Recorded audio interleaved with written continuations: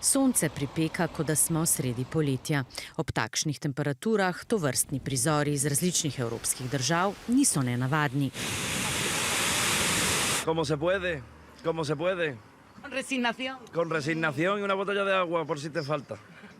Yo me suelo poner gorra. Pahljače, pršilniki vode v lokalih ter povečano povpraševanje po sladoledu in senci.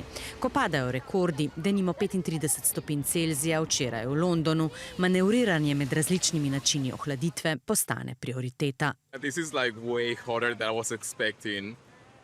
People told me that London was going to be colder, but honestly, I don't know what it is. Like, I feel like I'm dying here. Kuhanje pod mogočno toplotno kupolo, ki se je okrepila nad evropskimi državami in nanizala temperaturne rekorde, nima blagodejnega vpliva na pridelke in že povzroča skrbi kmetom. They're really going to be struggling too.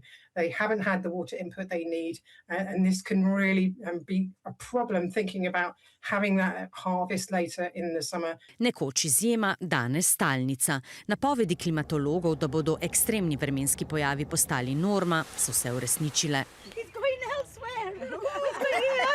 Up to 40 degrees. So Over time, yeah. It's over time because of the climate change. So we've got to get used to it. Podnebna odpornost je po svarilih strokovnjakov ena ključnih nalog družbe. Prilagajanje domov, infrastrukture in oskrbe s hrano novim ekstremnim vročinam ni več stvar razprave.